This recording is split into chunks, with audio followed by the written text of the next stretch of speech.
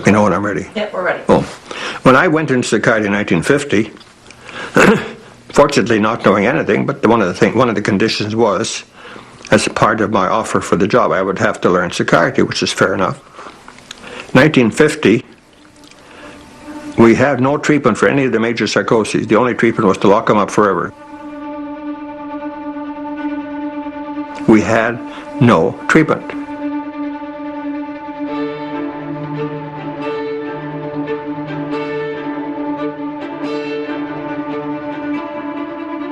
We don't really understand at a deeper level that we are what we eat.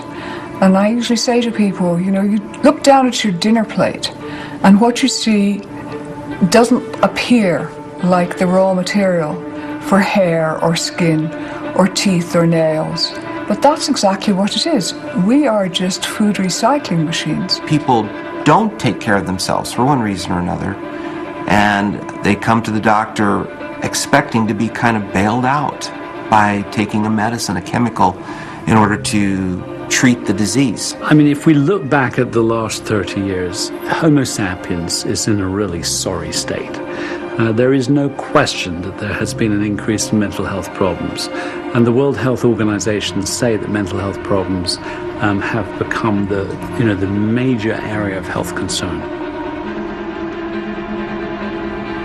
Psychiatry is very much dominated by the pharmaceutical industry, especially at this time.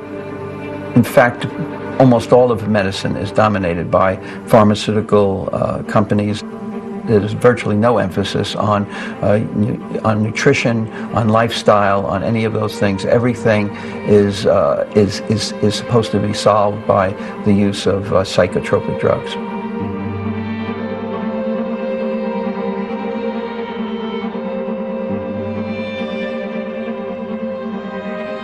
When, in 1950, we used to lock them up forever. In 2007, we lock them up with their drugs forever. There's no difference. It's that they may be worse off today because they're also being destroyed. Their body chemistry is being destroyed by the modern drugs, which didn't happen nearly so much with the old drugs. I would say some of the worst things were sleepless nights. The visions of demons in my bedroom window when I tried to sleep. Just awful. Like nightmares at their worst, as I remember. The hopelessness. I remember going through libraries looking for answers to mental illness, schizophrenia, madness, insanity, manias of all kinds. There were no answers. So I can sort of remember my first session with Dr. Hoffer. It was very straightforward. He said, "Oh, you have schizophrenia." And I went, "I do?" And I actually had a name for what I had. And he said, "Do you hear voices?" Well, yes, I do. Nobody's ever asked me that before. I guess they were just such a part of me that I didn't realize that I had voices until Dr. Hoffer asked me that. Are people, talking about you? And, well, yeah, I hear people talking about me all the time, and it makes me really nervous, and, it's hard to deal with.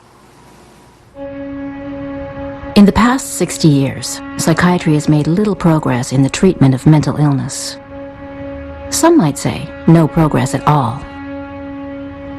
New pharmaceutical treatments are not very different from the chemical straitjackets of yesteryear. What other treatments are available? Not much, if you stick to the mainstream. Can there be a better way to help the mentally ill? This story is about a biochemical approach to schizophrenia, but it applies to every one of us. Can it be that our thoughts, moods, and behaviors depend upon what we've had to eat? Abram Hoffer was born a few miles south of Weyburn, Saskatchewan. His parents were Austrians of Jewish descent who had come to Canada with an agricultural vision. By the time young Abram came along, the Hoffer family farm was doing very well. Abram, however, preferred schoolwork to farm work. In school, Abram studied the pellagra epidemic. Pellagra killed 100,000 Americans before its cause was discovered. It was caused by a deficiency of niacin, also known as vitamin B3. The U.S. government mandated the enrichment of flour with iron and B vitamins, which ended the pellagra epidemic in 1938. That was the same year Abram Hoffer got his Bachelor of Science degree and turned 21. He earned his PhD in agricultural chemistry in 1944. He became a medical doctor in 1949. Abram Hoffer was made head of the psychiatric research branch for the province of Saskatchewan in 1950. Psychiatry, by the way, is what you might call it was a dumping ground. Whenever a doctor ran across a patient who was either schizophrenic or depressed or bipolar or senile, they would then send him on to psychiatry, who would then put him into a mental hospital or into an institution.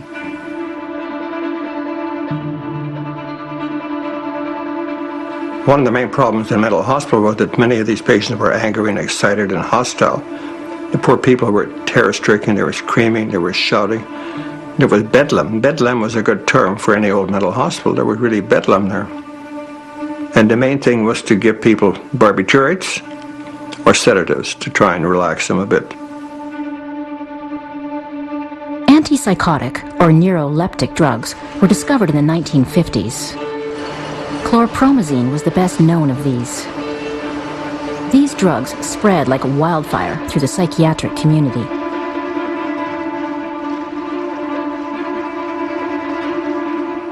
And these drugs settled them down very, very quickly. It's amazing.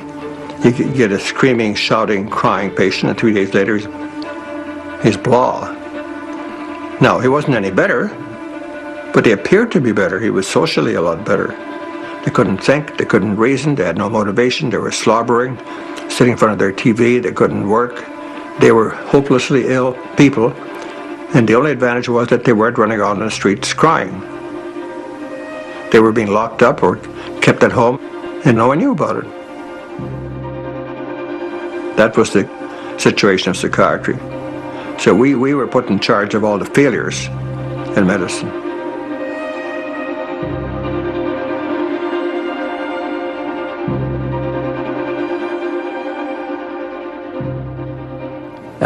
Psychiatrists have become a group that spend their time looking at symptoms, coming up with a label, and prescribing a drug. That's basically what they do at this point. It used to be, when I went through residency, there was a lot of emphasis on psychotherapy and trying to help people, psychoanalytically ordered psychotherapy. But the point is that psychiatrists really just don't even do that anymore. They basically are just basically pill pushers for the pharmaceutical industry. I mean, to me, it's almost like a brainwashing of the medical profession, that this is the only way to do things. The pharmaceutical companies support the medical schools to a great extent. They support the journals. The first 50 pages of any important medical journal is taken up by advertisements for various medications, various drugs.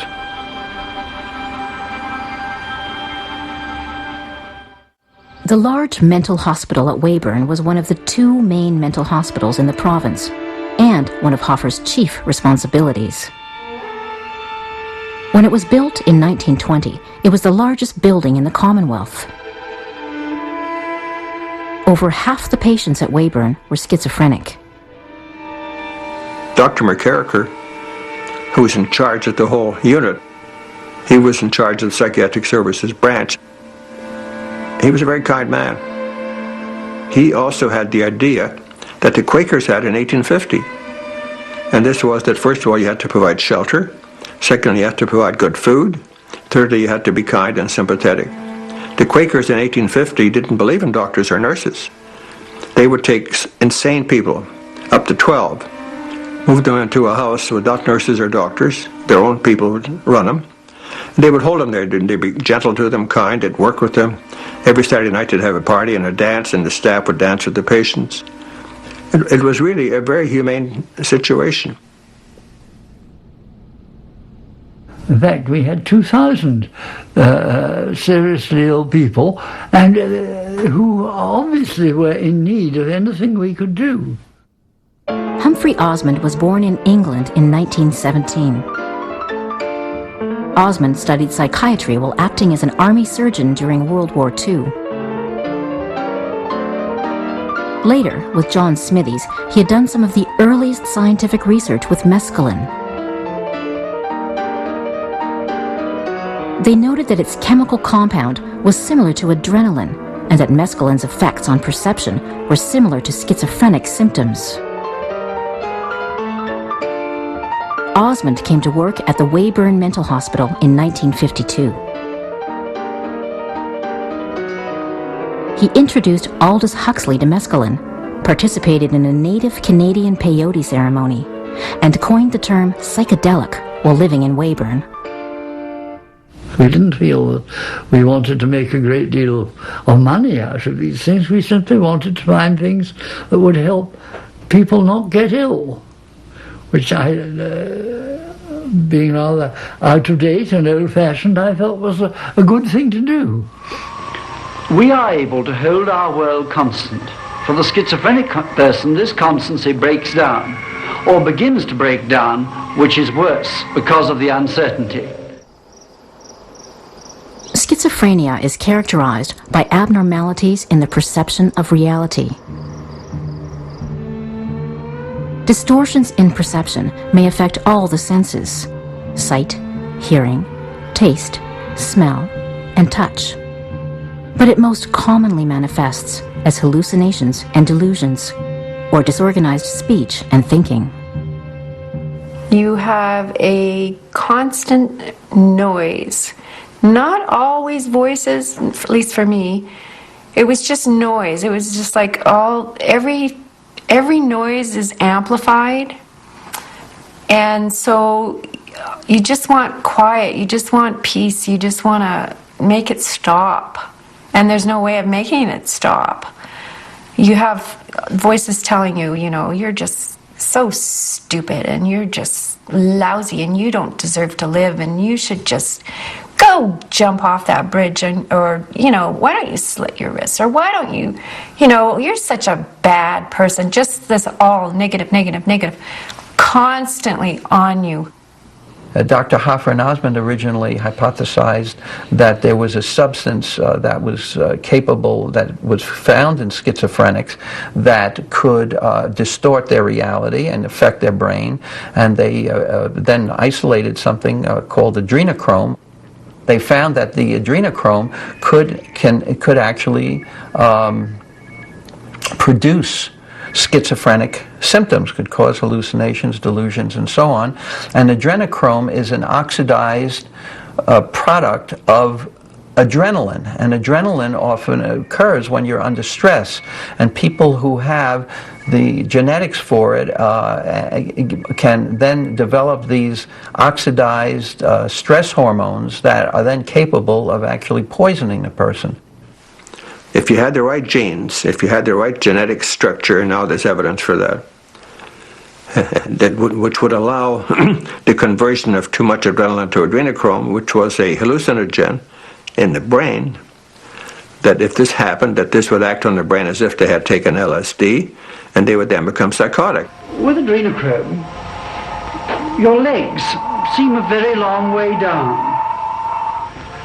Your clothes may become uncomfortable, and particularly if you're convinced that something is wrong, almost intolerable.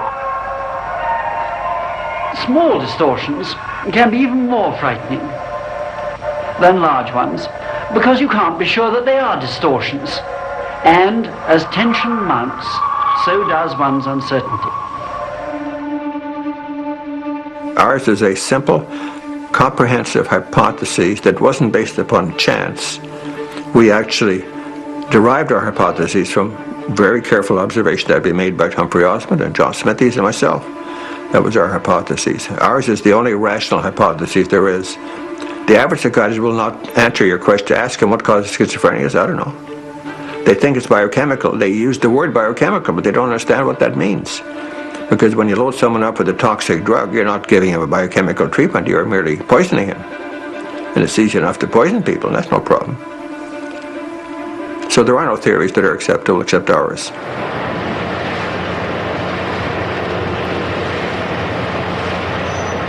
To offset the effects of adrenochrome, we turn to the cheapest, safest, and most easily available substance, niacin, vitamin B.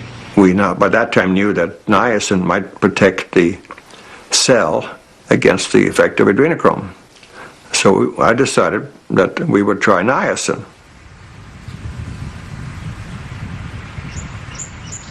It's 37 years since I was ill. I have recovered completely. I always think of my recovery as taking place in about 3 weeks, or 19 days to be exact. The theory that Dr. Hoffer has, that the adrenals produce this toxic adrenoleutin, and that's like LSD in the body, that fits my story. And I think my own part in it was overdosing on sugar. I loved my sweets. I wasn't aware, I didn't really know that sugar can affect my mind. And he said, we'll put you on the niacin and watch what happens. And I didn't have any expectations, but something happened. I make recommendations for vitamins or supplements, always in terms of cleansing and building. And I make recommendations for diet.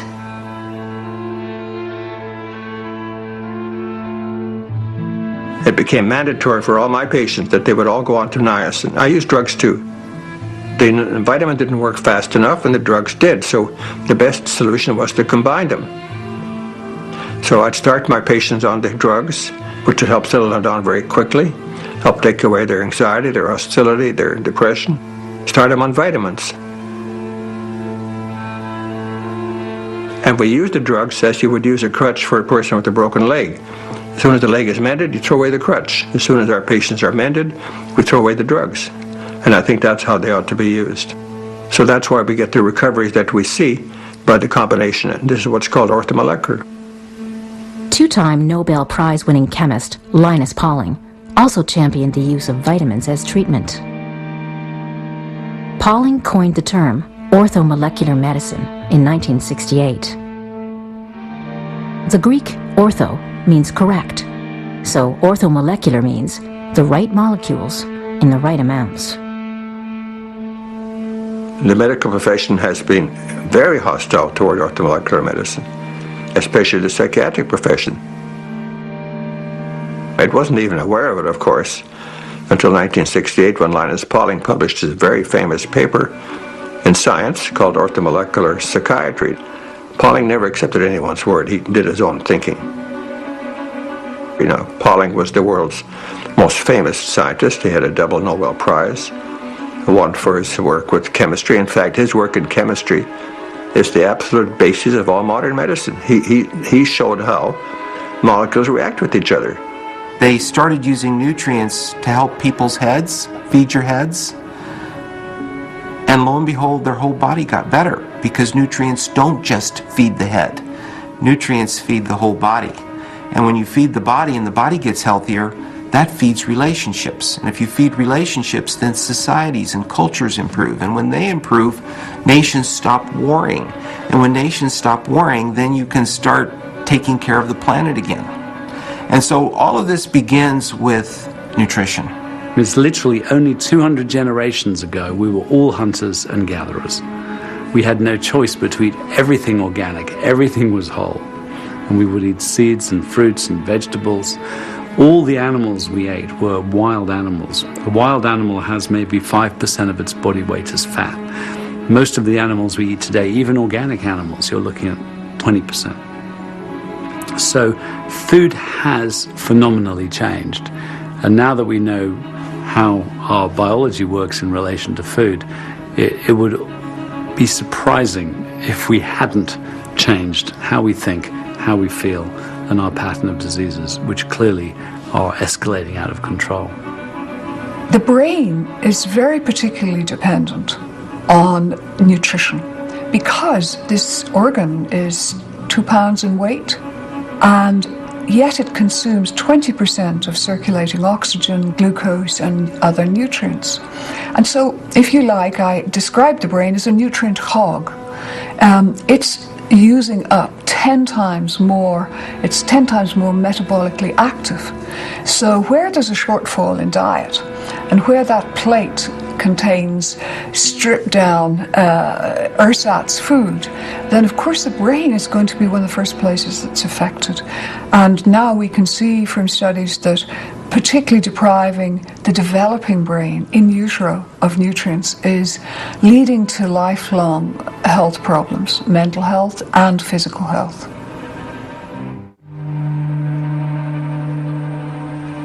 One of the problems is the scale of food processing, and many people think in terms of grains and sugars and how they have been processed. There's an interesting historical element here in that the ancient Romans knew more about grain processing than people did up until the early part of the 20th century. That knowledge had been lost for almost 2 millennia.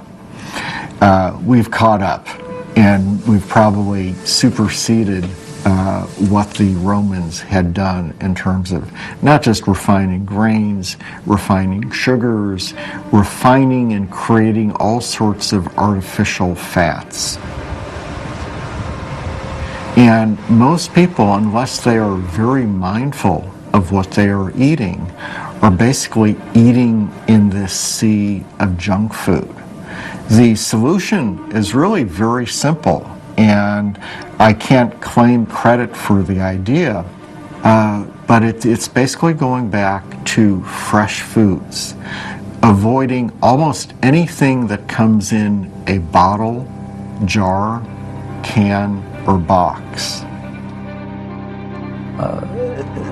These processed foods bring about inflammatory conditions, and these inflammatory conditions are associated with all of the problems that we have today, including psychiatric conditions, neurological conditions, cancer, diabetes, heart disease, and so on.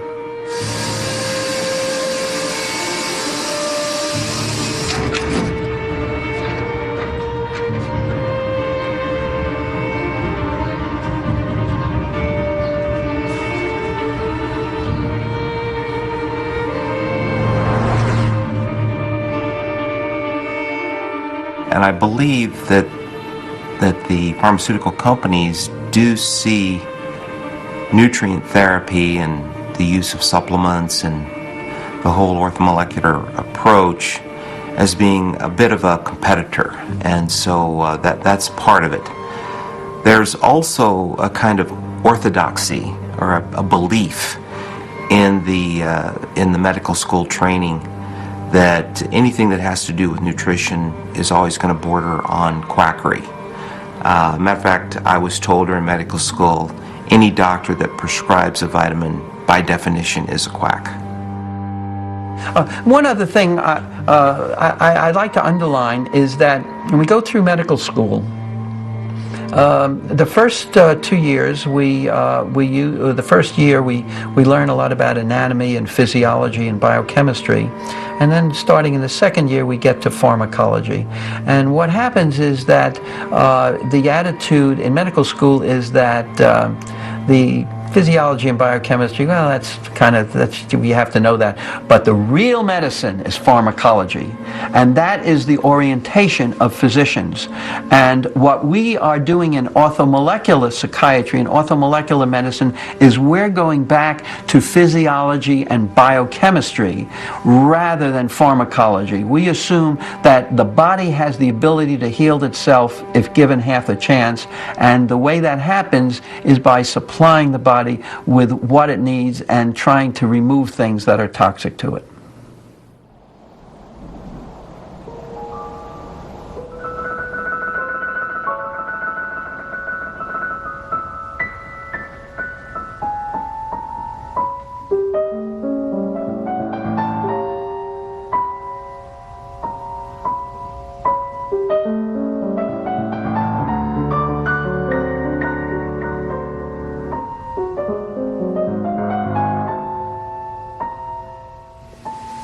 most people don't understand schizophrenia. If a patient tells the psychiatrist that he or she is hearing voices, what does that mean? Unless the doctor has heard voices himself, it has no meaning. He can't visualize this happening. So we thought, first of all, if we're going to deal with schizophrenia, we have to understand its psychology. And we also said we will take hallucinogenic drugs like LSD and mescaline, and later on adrenochrome and adrenoleukin. We will take these drugs and see what it does to us. Then we'll have a much better comprehension of what is happening to our patients. We had to take this stuff ourselves to test its effect. We found that when it goes into the brain, it makes the brain less able to use its energy. After inhaling adrenoleukin, Dr. Hoffer became suspicious of everyone. It took half an hour to choose between tea or coffee. Turned morose and thought he'd better give up his job.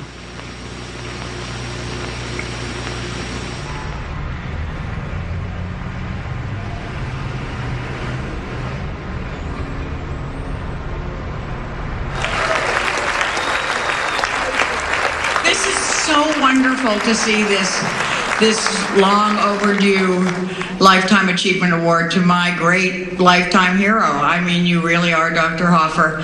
And I guess I'm going to talk on behalf of all of us patients, and I have to try not to cry. So, because, see, I'm already starting. Because not only have you given us our lives, you were the voice all these years who said, you can get better. You will get better. Take these simple steps. You won't be crippled by drug side effects. You've given us a quality of life that so many of us were told by the conventional psychiatric establishment was not possible for us. From the bottom of my heart, Dr. Hoffer, I send you love and gratitude and these tears. I love you very much.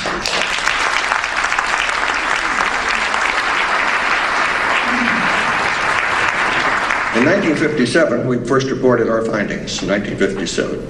Until then, I was considered one of the top North American researchers, and that was because we never did anything important. We published a lot of papers, but they're of no value. But as soon as we began to publish it, we were getting results with niacin. You should have seen the world collapse about us. They said, oh my God, these guys are heretics. And the mental health business, or the mental illness business, is a multi-billion-dollar business. It generates profits that are in the stratosphere, obscene profits. So Dr. Hoffer and his work, and the work of all these extraordinary doctors, is an extraordinary threat to that industry. And I think in their greater and greater quest for bigger and bigger markets, because they've kind of got everyone in the States anyway, Prozac, half the population, they've now pushed it to the limit. Once you start damaging little children's brains, I think there's going to be a backlash.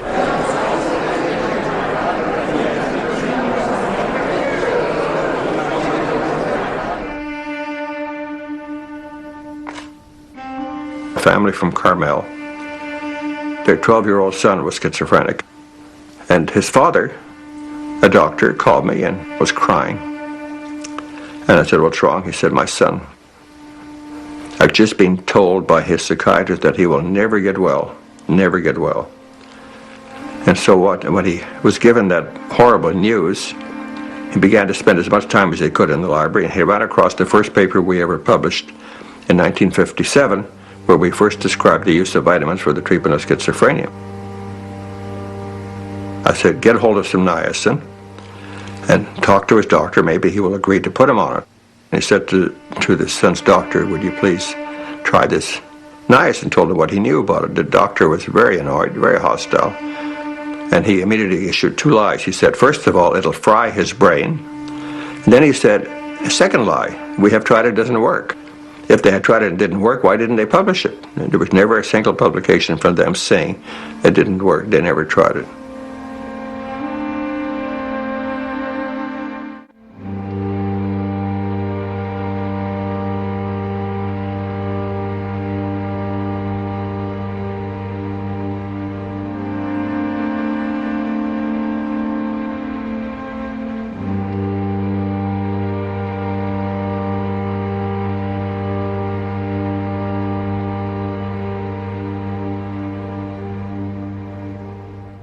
The idea of the Saskatchewan plan was to build hospitals that would be really good hospitals, where people would be held until they got well.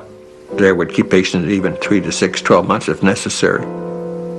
Then the drugs came along. They were so dramatic that psychiatry began to think, we don't need these hospitals. Their plan was not to really build a large number of smaller institutions where they could house them properly. Their plan was simply to put them all on drugs and discharge them. And for a while it was an enormous feather in your cap if the superintendent of a hospital could claim that he was emptying his hospital faster than you were. If you started out with the hospital with 2,000 patients and 5 years later you only had 1,000, that was kind of great news. And where did the 1,000 go? They went onto the streets. They went into terrible nursing homes. They went into terribly undesirable places.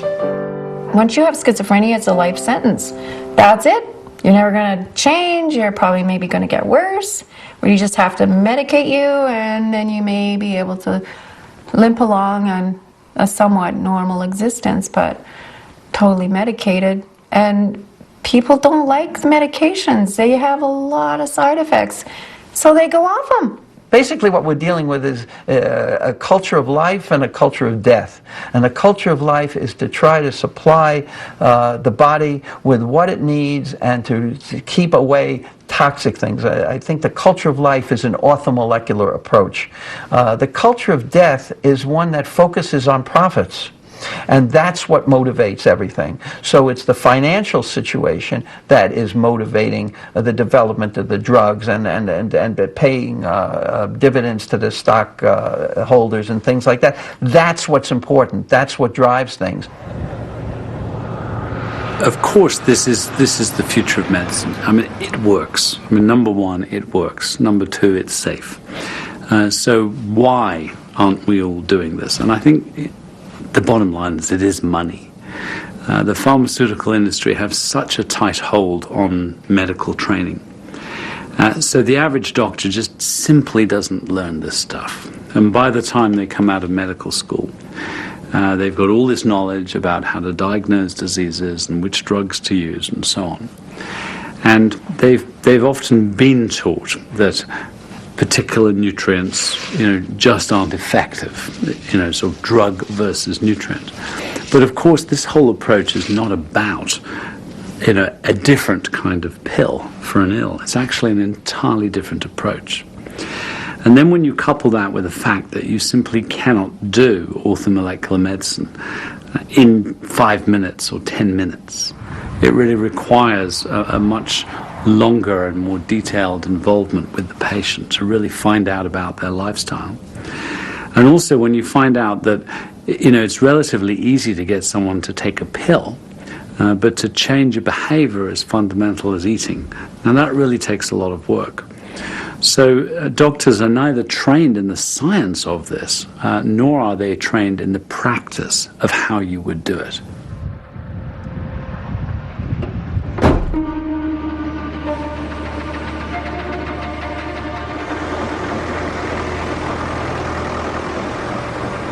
And now we are in the era of big pharma. We have huge companies that spend billions of dollars of research and investigation. The investigation is not really that hot because they don't do much original stuff. They allow much of the original stuff is done for them by university professors who don't get paid for it. So we are giving them free research personnel. But as soon as something seems to be valuable, they take out a patent on it and they make the money out of it. There's no profit today. And this sounds very cynical. There's no profit today in getting people well. Our society is based upon the fact that we have to have a certain proportion of people sick so that we can treat them. Hope. You can't live without hope. Suicide. High suicide rate with schizophrenics. High suicide rate with depressions. Very high. Very high. It's always due to the fact that they have been not given any hope. Their hope has been taken away, because that's one of the most important therapeutic principles we have, hope. It takes work to make it work, though. You can't just say, I'll take niacin, therefore I'll be better in 2 months. It's not the way it works. It's a subtle thing. You have to do the lifestyle as well as the vitamins. When you come out of it, and you think, wow, that's amazing. how that could change. How that could change. It's amazing. You know? It's just fantastic. So, good old Dr. Hoffer, he knows what he's doing. As soon as one is introduced to and learns anything about the science and the chemistry behind orthomolecular medicine, it's so much more logical than the notion of throwing synthetic chemicals on top of already existing chemical imbalances, that it's amazing. I mean, really, as a species, we are not well. And whatever approach that we've been employing within medicine, it's clearly not delivering. And I think that all the fingers are pointing very, very strongly at our 21st century diet and lifestyle. And I do sincerely hope that governments particularly and the medical profession as a whole will stop being so blinkered, because these diseases are not going to be solved by some magic drug. We need radical changes from the grassroots.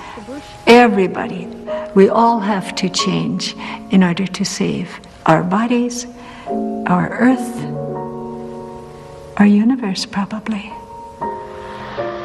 Science is a way of investigating phenomena. Many answers. It doesn't give us the final answer.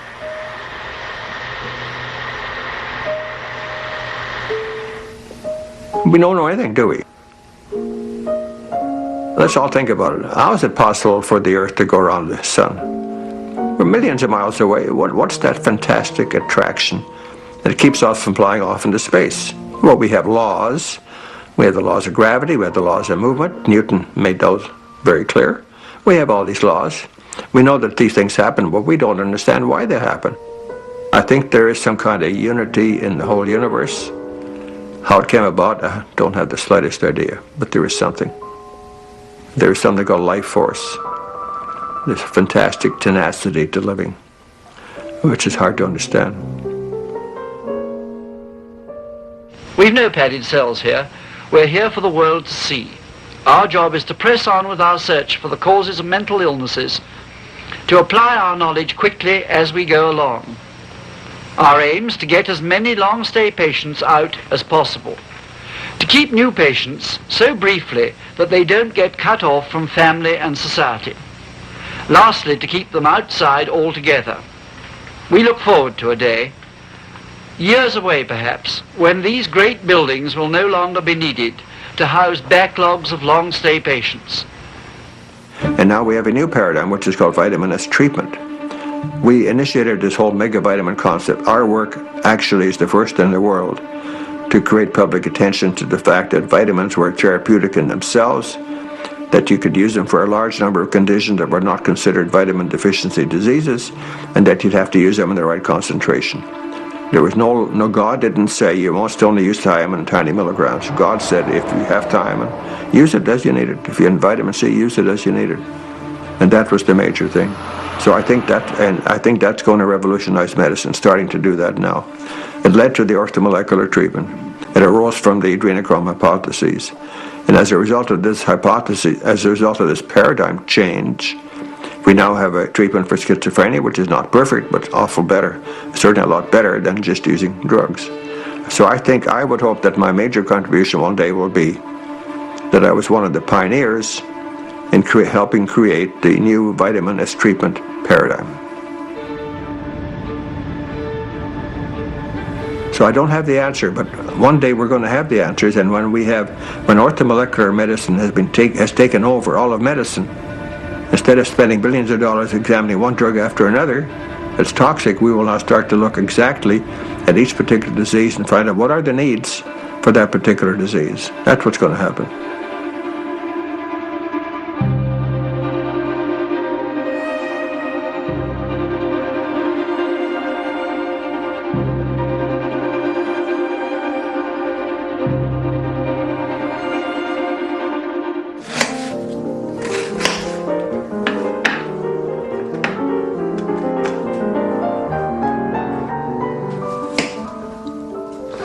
The potatoes will contain a mixture of almost all the vitamins, but in very small amounts. but they are particularly lacking in the vitamin Bs. They don't have enough Bs.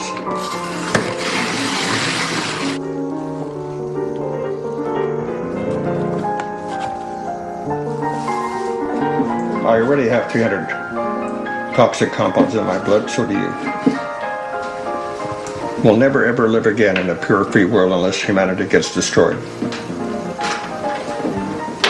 And the best way to deal with the pollutants that we have already is to take lots of vitamins, who act as a safety device. It helps the liver get rid of all these toxins.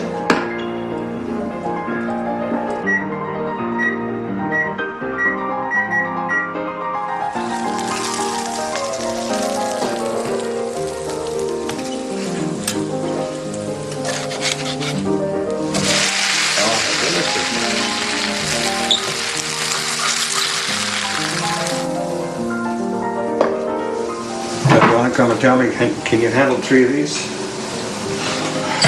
Sure. Well, I'll just take 2 for now.